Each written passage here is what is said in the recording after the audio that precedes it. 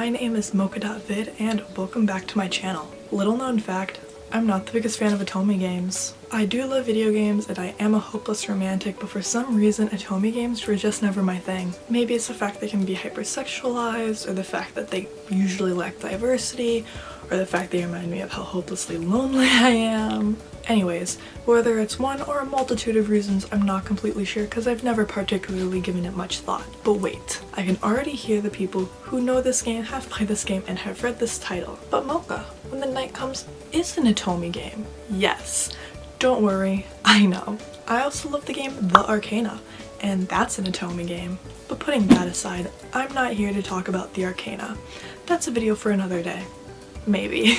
Okay, so When the Night Comes is an episodic fantasy visual novel Otome game that you can download off of itch.io and is playable on Linux, Mac OS, and Windows. You play as a hunter who's been called to Lunaris. Lunaris is a quiet town with some interesting locals, such as a human-hating cult led by Dream Daddy's very own grown-up creepy twins, a witch who very blatantly does not do hallucinogenic drugs, and a vampire who lives under the floorboards, and many, many more. The reason you've been called to this town is because there's been a recent string of unsettling murders, and they need your help. Just remember to trust no one. Side note, this game is rated 18+ for harsh language, violence, and I believe there's gonna be like sexual scenes in the future, although I'm not 100% sure. You're in fact able to skip those scenes, specifically the fight scenes at the end of options that will direct you to fight scenes. It'll have fight in parentheses, such as you can see here. When the Night Comes is currently still in the making, and right now there is Chapter 1, Chapter 2, the Lunaris Festival, which is like Chapter 2.5, Chapter 3, and Chapter 4. And that is of recording and posting this video. My understanding is that a chapter is released about every month, and Chapter 5 is actually going to be released on March 30th, and I am counting down the days. The characters in order of meeting are Ezra Leon, the local Carlos, a scientist at a lake, who is a human witch and does medicinal magic for a very heartbreaking reason. Finnegan Casimir, the local golden-eyed vampire, which is made reference to a lot, who has a magical metal prosthetic arm, tattoos, and features a tragic backstory. August Willenheim, the human witch general who you get to work under, and actually is a softy at heart despite the fact he can come off as very rude and uptight. Alcar Cassian, the local tsundere furry, who is actually pretty angsty. Oh, and he's half Lycan. Piper Merriman, the human fighter who you get to work with and takes nothing from no one. And Omen Morningstar, the pure cinnamon roll of a demon who has the curiosity of a small child and refuses to pay attention to the fact that he is allergic to chocolate because he likes how it tastes. Fun fact, I actually really want to cosplay everyone in this game. Add that to my out-of-hand, ever-growing cosplans list.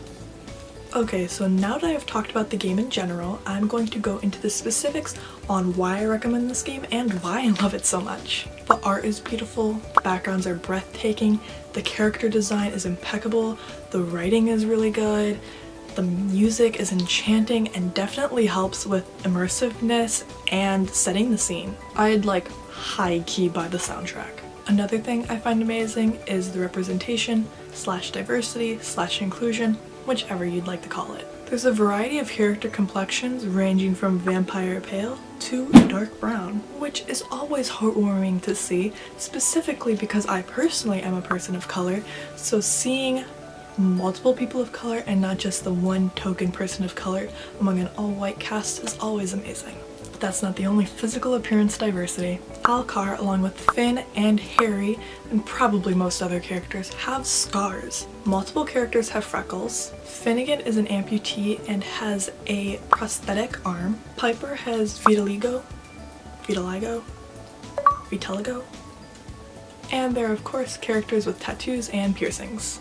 Quite a few of the characters have also dealt with trauma within their own individual personal pasts. For example, Finn was sired by a tyrant, which led him to do some unfavorable things and see some unfavorable things that still impact his character to this day.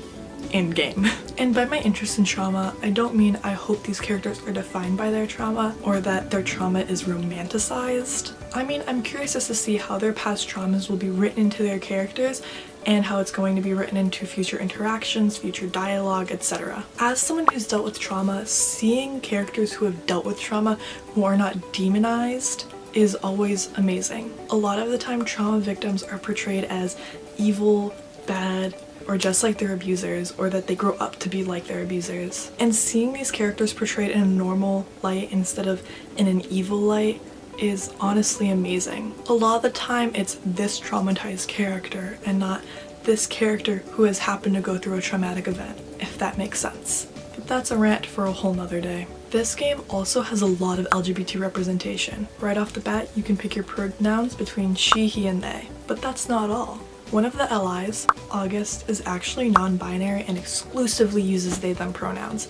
There is not a single scene in the game where they are misgendered. There are also 2 polyamorous routes, which I have actually never seen in an Atomi game before. These routes consist of Ezra and Finn, and Omen and Alcar. And then you also don't even have to romance a character. You can pick non-flirtatious options. For example, when given options, flirt will be at the end of a flirtatious option, which will lead you to flirt with the character, just like it is with fighting options. I honestly find this amazing, especially because I've never heard of an Atomi game allowing people to not romance characters and instead just experiencing the story in general. Then, mild spoiler but not really a spoiler, at the end of chapter 4, when you're choosing which route you want to be on, you can click go to the wolf and then you won't have to romance any character.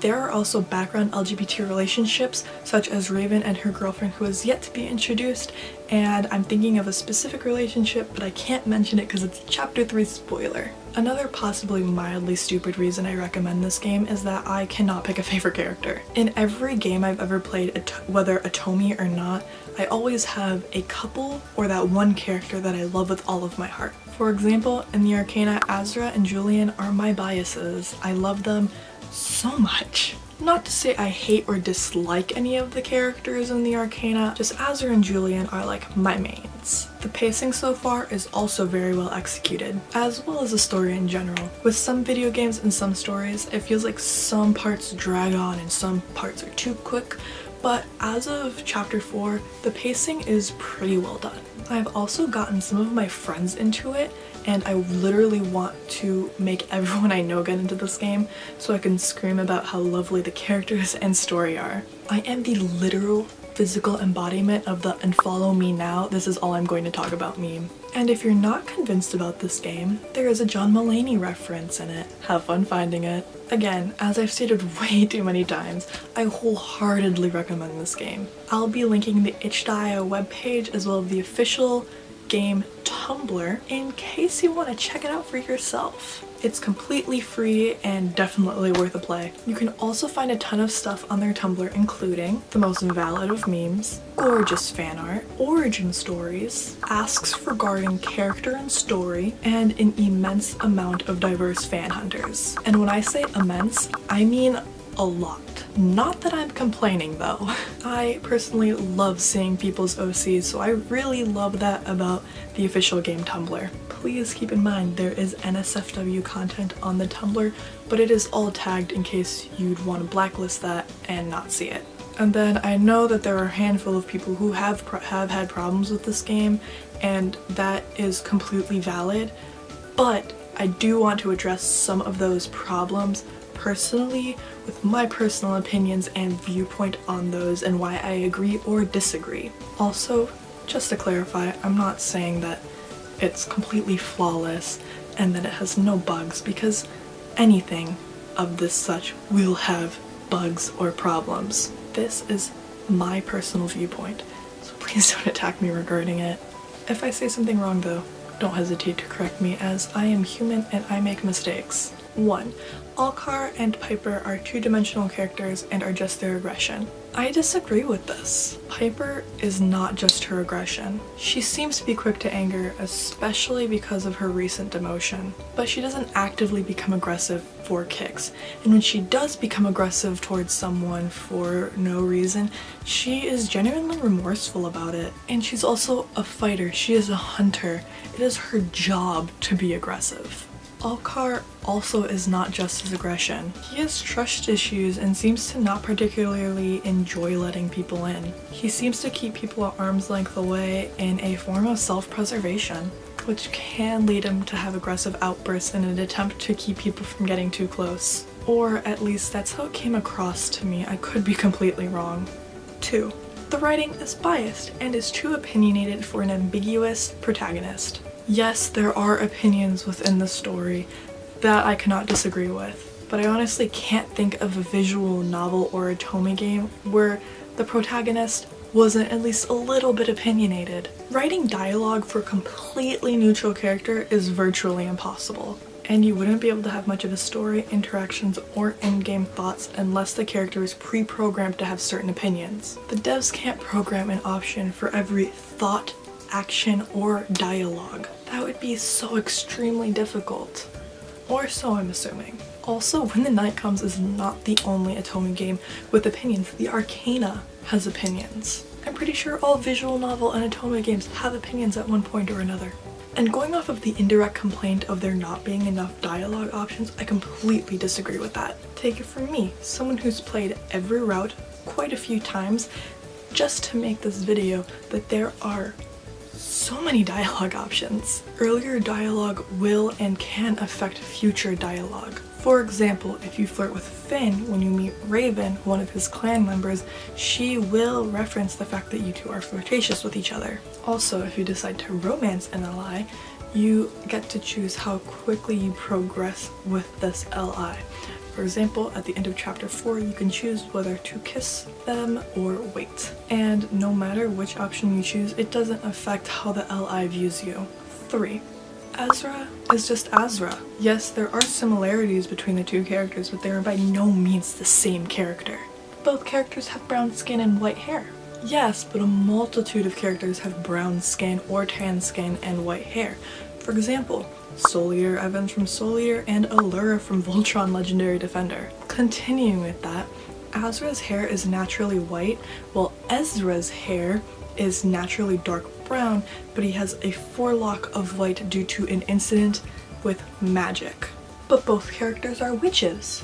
There are also a multitude of characters from different medias that are witches. For example, literally everyone in Little Witch Academia. Also, August is a human witch, but by no means is he the same character as Ezra or Azra. But they both run magical stores. As both take place in a fantasy universe, it only makes sense for a character with a proficiency in magic or magical abilities to run a magic store. But both characters are compassionate. There are a lot of characters that are compassionate, not just Azra and Ezra. To continue, their personalities are completely different. Ezra is an ESFJ and Hufflepuff, while Azra is an ISTP and Ravenclaw. By extent, Ezra's MBTI type expresses that he is friendly, outgoing, reliable, conscientious, organized, practical, seeks to be helpful and please others. He is sensitive and warm. He is vulnerable to criticism. He can often be needy. He can often be too selfless. And he enjoys being productive and active. While his Harry Potter house showcases that he is kind, patient, loyal, modest, hardworking, dedicated, fair, and tolerant. On the other hand, Azra's MBTI type expresses that he is action-oriented, logical, analytical, spontaneous, reserved, independent. He enjoys adventures. He is skilled at understanding how things work. He is optimistic. He is energetic, great in a crisis, stubborn, easily bored, enjoys taking risks, and relaxed. Then his Harry Potter house expresses that he is smart, witty, creative, wise, open-minded, and accepting of others. 4. You can't romance insert non-LI here. For example, Armoros. I honestly find this such an odd criticism. The devs have expressed multiple times that they are not interested in making non-ally characters LIs, as they want to work on another game after this. And I don't see what's so wrong with not being able to romance a certain character. I understand it can be disappointing, but still. And using Armoros as an example, he is canonically taken in the game. 5. There is only one female LI. The devs have also addressed this, saying that originally it was going to be an all-male cast for the Otome game, but as they were in pre-production, they realized that they wanted Piper and August to also be love interests. I understand that people may not be a big fan of there only being one female LI, but this has been addressed and explained by the devs. 6. They say arse instead of ass. I honestly don't understand why this is a problem. To better understand this, I actually went ahead and asked the devs about it, and it turns out that this is where all of the devs are from, and the main writer is from Britain, hence the use of arse, twat, and bloody. 7. The poly romances are not good and fetishize MLM relationships. I personally disagree. I am a pansexual male, and I personally don't see the poly relationships as fetishizing MLM relationships. There seems to be genuine chemistry between the characters that consists of the poly relationships. 8. The writing isn't good. Is the writing perfect? No. But I have yet to find a game where the writing is completely perfect and is what I completely agree with. Everyone has different writing styles, and I wholeheartedly understand that. I personally love reading other people's writing styles, but some people may not enjoy the writing style of the game, and that's okay, that's their own personal opinion. 9. There is no religion in the game, but Lucifer is canonically in it. Okay, so the devs have stated that religion as we know it is not in this universe of the game. By stating that religion is not commonly practiced, nor does it reflect the way that we practice and see religion, does not change whether there is a heaven, hell, angels, or demons. Also, Lucifer is synonymous with Satan or the devil. It is no longer synonymous with religion. Using Lucifer as a name instead of, I don't know, John or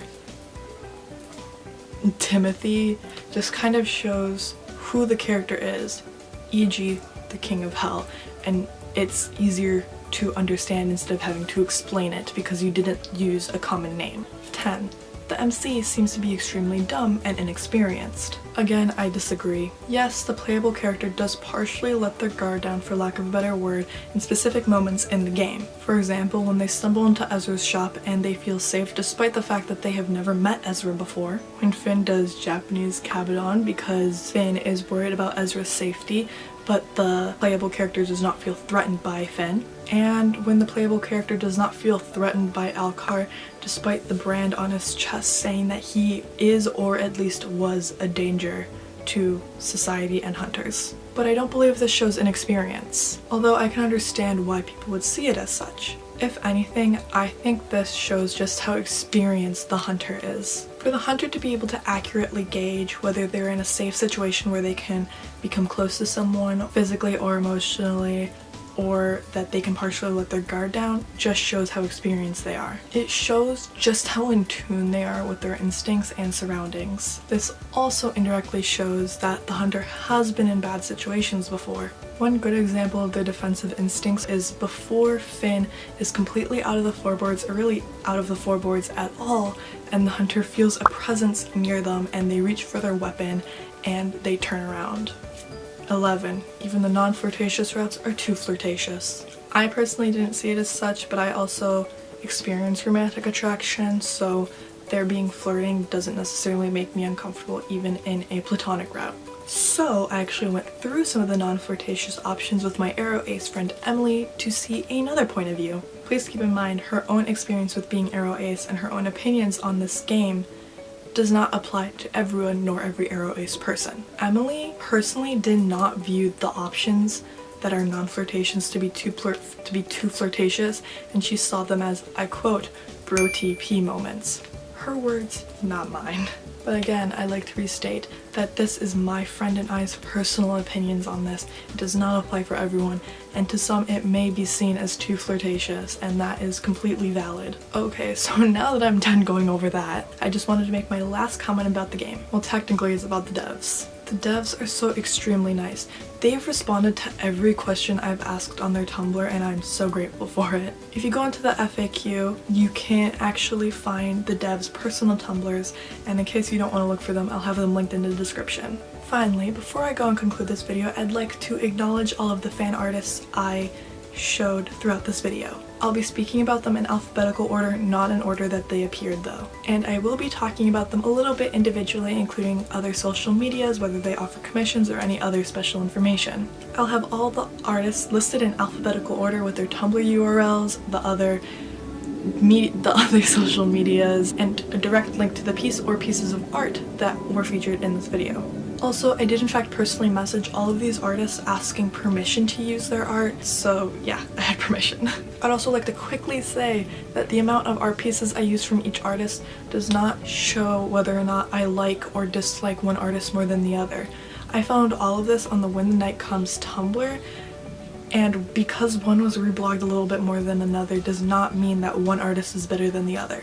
All of these artists are absolutely amazing and I recommend checking all of them out. First is Bam Bam Night. Their hunter's name is Bam Nightshade and they created this comic referencing the Japanese Kabadon with Finn. Their main blog is estesmighty.tumblr.com and they offer commissions. Next is Beatrice, who created this beautiful art of Omen Morningstar. Then there's Commander-Sarah's-art, whose fan hunter is Alana. Their Instagram is CommanderSarah and their Twitter is CMDR_Sarah. And they also offer commissions. Then there is DarlingVhenan. Their hunter's name is Midzi and their Instagram is the same as their Tumblr as well as their Twitter. And they are planning a visual novel, but it is still in the early stages of development. Then there is Ethereal-Piece-O-Shit, who created this wonderful comic with their fan hunter Klaus or Claus and August, Omen, and Alcar.